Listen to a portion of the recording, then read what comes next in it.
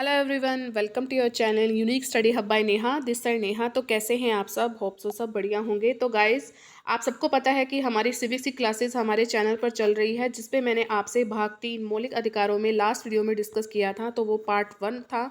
तो आज बारी है हमारे पार्ट 2 की, जिसमें मैं आपको जो आज मौलिक अधिकार बिल्कुल कंप्लीट करवा दूंगी। तो वीडियो के एंड तक बने रहिएगा। चैनल पर नए आए हैं तो वीडियो को जरूर सब्सक्राइब, शेयर और लाइक ज़रूर करेंगे। तो चलिए वीडियो को स्टार्ट करते हैं।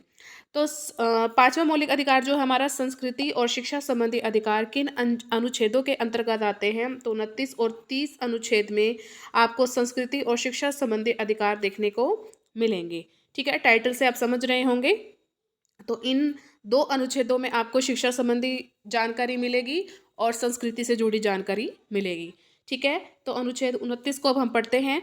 सभी अल्पसंख्यक वर्ग अपनी भाषा, लिपि और संस्कृति को सुरक्षित रख सकते हैं। ठीक है, तो अल्पसंख्यक वर्ग वर्ग कौन कौन से हैं? मुस्लिम है, सिख है, ईसाई है, फारसी है, बौद्ध है, जैन है। तो ये जो सभी हैं ये अल्पसंख्यक वर्ग हैं। इनको अपनी भाषा, जो इनकी क्षेत्रीय भाषा है या मातृभाषा है, उस भाषा में अपनी लिपि, ठीक है, उनकी जो लिपि है और अपनी जो भी संस्कृति है उसको वो सुरक्षित रख सकते हैं। तो ये सब किस में आता है? संस्कृति से जुड़ा हुआ अनुच्छेद 29 में। डायरेक्ट क्वेश्चन आपसे जो है पूछा जा सकता है कि अनुच्छेद 29 में ऐसा खास क्या है? तो आपको जो है पता होना चाहिए, और मुझे लगता है कि अब आपको इसकी जानकारी मिल गई है। भाषा, लिपि और संस्कृति के आधार पर शिक्षण संस्थान पर प्रवेश रोक नहीं कर सकता। ठीक है, जो शिक्षण संस्थान, जो इंस्टीट्यूट बने होते हैं, इन 3 चीज़ों के आधार पर किसी भी वजह से किसी को भी जो है प्रवेश करने से रोक नहीं सकता। चाहे किसी की कोई भी भाषा हो, कोई भी लिपि हो या किसी भी संस्कृति से जुड़ा हो, तो जो शिक्षण संस्थान है वो हर किसी के लिए खुले हुए हैं। तो ये बात भी किस में है? अनुच्छेद 29 में। ठीक है, आगे बढ़ते हैं। अनुच्छेद 30 में ऐसा खास क्या है जो आपके लिए जानना ज़रूरी है? कि कोई भी अल्पसंख्यक वर्ग अपनी पसंद का शिक्षण संस्थान की स्थापना कर सकता है। ठीक है, मैंने आपको अल्पसंख्यक वर्ग बता दिए हैं कौन कौन से हैं। तो वो कुछ भी अपनी पसंद का शिक्षण संस्थान यानी इंस्टीट्यूट वो स्थापना कर सकता है, उसको किसी से भी परमिशन लेने की ज़रूरत नहीं है। तो ये किस अनुच्छेद में आता है? तो अनुच्छेद 30 में इस चीज़ का आपको वर्णन मिलता है, और डायरेक्ट क्वेश्चन आपसे जो क्या है पूछा जा सकता है। पहले ये 31वां जो अनुच्छेद था इसमें इंक्लूड था, लेकिन जो संपत्ति का अधिकार था ये 44वां संशोधन 1978 के तहत 300A में जो है शामिल कर दिया गया था। ये मैंने आपको बात पहले भी बता दी थी। ठीक है, तो ये हमारा जो है 5वां मौलिक अधिकार कंप्लीट हो गया है, संस्कृति और शिक्षा संबंधी अधिकार, जो अनुच्छेद 29 और अनुच्छेद 30 के अंतर्गत आता है। मुझे उम्मीद है कि आपको ये समझ आ गया होगा। आगे बढ़ते हैं अनुच्छेद 6 की ओर, सॉरी, छठे मौलिक अधिकार के ओर, जिसमें संवैधानिक उपचारों का अधिकार दिया गया है। तो अनुच्छेद 32 में ये सब चीज़ें आपको देखने को मिलती हैं। ठीक है, तो संवैधानिक उपचारों का अधिकार, अब ये इसमें ऐसा खास क्या है कि जो भी संविधान में लिखा हुआ है, तो उसको अगर उपचार की ज़रूरत है, यानी कि उसमें कोई भी उस चीज़ का हनन कर रहा है, तो उसमें वो क्या करेगा? तो उसको उपचारों का अधिकार दिया गया है। तो ये भी काम जो करता है ये भी सरकार ही करती है। तो ये सब कुछ आपको अनुच्छेद 32 में देखने को मिलता है। और अनुच्छेद 32 को जो है संविधान की आत्मा कहा जाता है। किसके द्वारा कहा गया है? तो B.R. अम्बेडकर जी के द्वारा जो है अनुच्छेद 32 को संविधान की आत्मा कहा गया है। ठीक है, क्वेश्चन आपसे पूछ सकते हैं कि संविधान की आत्मा किस अनुच्छेद को कहा जाता है? तो अनुच्छेद 32 को संविधान की आत्मा कहा जाता है। और किसके द्वारा कहा गया है? तो B.R. अम्बेडकर जी के द्वारा कहा गया है। ठीक है, आगे बढ़ते हैं। सुप्रीम कोर्ट, डिस्ट्रिक्ट कोर्ट में ही मौलिक अधिकारों के हनन की सुनवाई होती है। मैंने आपको बताया था कि अगर मान लीजिए जो आपके मौलिक अधिकार है, आपके मौलिक अधिकार है 6, तो अगर इन 6 मौलिक अधिकारों की अगर हनन हो रहा है, उसका कोई निषेध कर रहा है, उसका कोई विरोध कर रहा है, आपको चोट पहुंचा रहा है, तो आप सुप्रीम कोर्ट में जा सकते हैं। मैंने आपको कल बता दिया था। साथ में ही आप डिस्ट्रिक्ट कोर्ट में भी जा सकते हैं। राज्य स्तर पे आप पहले जाएंगे, अगर वहाँ पर सुनवाई नहीं होती है फिर आप सुप्रीम कोर्ट में जा सकते हैं। ठीक है, यहीं 2 जगह पर ही आपकी सुनवाई होती है। तो सरकार ने जो क्या है, सुप्रीम कोर्ट और हाई कोर्ट ने जो है अपने 5 रिट दिए हैं, और इसी से ही आपके डायरेक्ट क्वेश्चन पूछे जाते हैं कि इस रिट, जो ये रिट दिए गए हैं, इन 5 रिट से आप दूसरे व्यक्ति से किसी भी प्रकार की, मान लीजिए आपको कोई भी दिक्कत है, इस 5 रिट से आप उससे पूछताछ कर सकते हैं। तो फर्स्ट है आपका बंदी प्रत्यक्षीकरण, सेकंड है आपका परमादेश, थर्ड है आपका उत्प्रेषण, फोर्थ है आपका प्रतिशत रिट और फिफ्थ है आपका अधिकार प्रेक्षा रिट।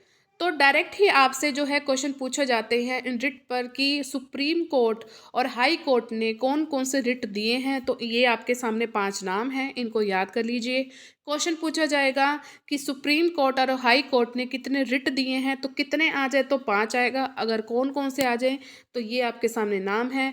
चलिए इनके बारे में जानते हैं, जो आपको भी पता होना चाहिए अगर आप भारत के नागरिक हैं तो।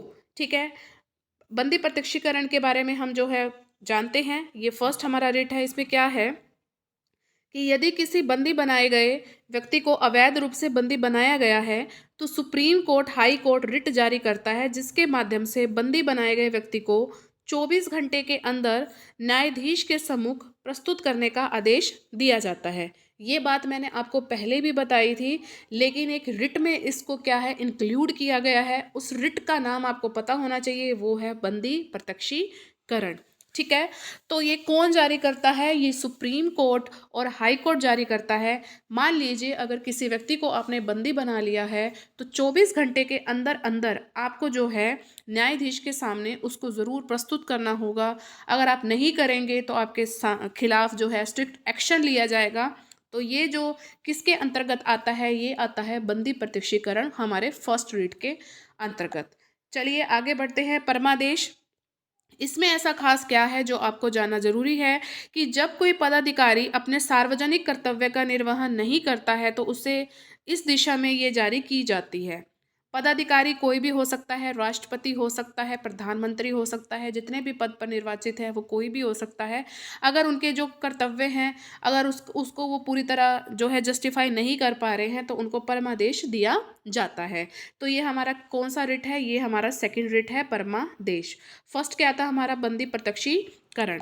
थर्ड के बारे में जानते हैं, उत्प्रेषण। इसमें ऐसा खास क्या है? ये जो है सुप्रीम कोर्ट और हाई कोर्ट के द्वारा अपने अधीनस्थ न्यायालयों को जारी किया जाता है। इसके तहत लंबित जो मुकदमे होते हैं उनको ट्रांसफ़र किया जाता है या फिर अपने पास जो है मंगवाया जाता है। आप सबको पता है कि कई मुकदमे चल रहे होते हैं। ठीक है, कई मुकदमे चल रहे होते हैं जो लंबे समय से चल रहे होते हैं। तो ये जो सुप्रीम कोर्ट है और हाई कोर्ट है ना, मैंने इसको SC कर दिया है। सुप्रीम कोर्ट और जो हाई कोर्ट है ना, तो ये जितने भी इनके अंडर जितने भी न्यायालय होते हैं जिनके बहुत सारे लंबे मुकदमे चल रहे होते हैं, बहुत टाइम से लंबे मुकदमे चल रहे होते हैं, तो क्या कहते हैं कि आप हमारे पास इसको ट्रांसफ़र कर दो और इनके जो ये मुकदमे होते हैं ये अपने पास जो है इन मुकदमों को मंगवा लेते हैं। तो ये क्या कहलाता है? ये कहलाता है उत्प्रेषण। ठीक है, मुझे उम्मीद है कि आपको जो ये तीनों रिट जो हैं बिल्कुल समझ आ गए होंगे, बंदी प्रत्यक्षीकरण, परमादेश और उत्प्रेषण। अब जानेंगे हम प्रतिशत के रिट के बारे में। इसमें ऐसा खास क्या है कि ये भी क्या करता है, जो आपका सुप्रीम कोर्ट है और हाई कोर्ट है के द्वारा अपने अधीनस्थ न्यायालयों को जारी करके यह याद दिलाया जाता है कि किसी मामले विशेष में आपने अगर सुनवाई यहाँ पर नहीं हो रही है, यहाँ सुनवाई ना करें क्योंकि ये मामला उसके अधिकार क्षेत्र से बाहर का मामला है। ठीक है, कहने का भाव इसमें क्या है कि अगर मान लीजिए मैंने आपको अभी बताया कि लंबे समय से कोई अगर मुकदमा चल रहा है तो सुप्रीम कोर्ट या हाई कोर्ट अपने पास उसको बुलवा लेगा।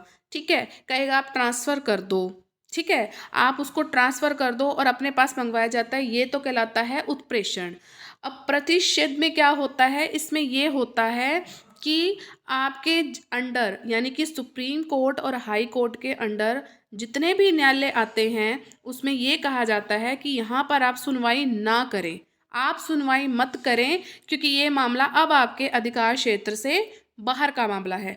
जब आपके पास ये अपॉर्चुनिटी थी कि आप उस जो आपका मामला था उसको आप रफा दफा अपने हिसाब से कर सके, तब तो आपने किया नहीं।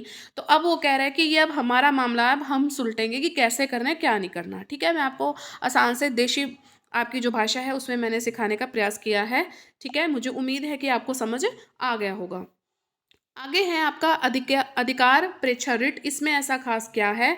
अधिकार प्रेक्षा रिट में है कि जब कोई व्यक्ति इस रूप में कार्य करता है कि जिस रूप में कार्य करने का उसे वैधानिक अधिकार नहीं है और इसके तहत पूछा जाता है कि वह किस अधिकार के साथ ये कार्य कर रहा है। अनुच्छेद 33, 34, 35 वकालत जो करते हैं ये उनके लिए है।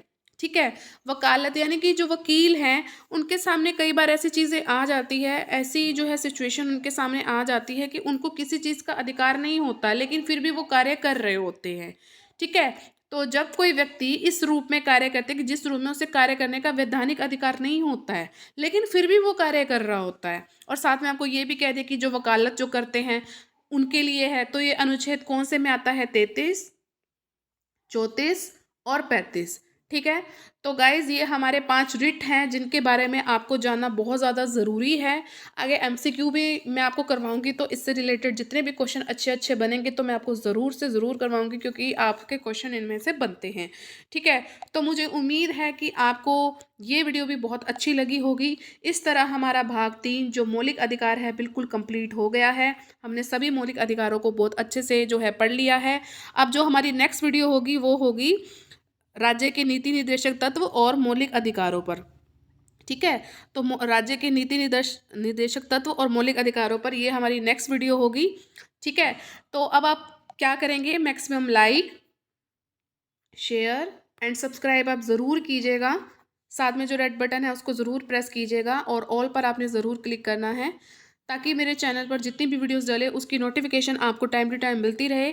तो कल सुबह आपको राज्य के नीति निर्देशक तत्व, 36 से 51 अनुच्छेद और मौलिक कर्तव्य की कल आपको सुबह सुबह ही वीडियो मिल जाएगी। उसके बाद जो है मैं आपको राष्ट्रपति के बारे में बताऊंगी, और कल की ही डेट में मैं आपको सर्वनाम करवाऊंगी, और मेरी इंग्लिश की जो है सोच रही हूँ कि इंग्लिश ग्रामर भी आपको करवाई जाए, तो इंग्लिश में आपको कल प्रोनाउन करवाऊंगी। ठीक है, तो इस तरह जो है आपका हिंदी में सर्वनाम हो जाएगा और इंग्लिश में आपका प्रोनाउन हो जाएगा। ठीक है, तो साथ साथ जो है कंसेप्ट को क्लियर करेंगे, और इसी तरह फिर उसके बाद हम एमसीक्यू करेंगे। सिविक्स भी हम कंप्लीट कर रहे हैं, तो बहुत अच्छा आप जो है सपोर्ट मुझे कर रहे हैं, तो मुझे उम्मीद है कि आप और भी अच्छा सपोर्ट करेंगे। तो मिलेंगे अपनी नेक्स्ट वीडियो में। Till then thank you so much for watching. Bye bye guys and take care.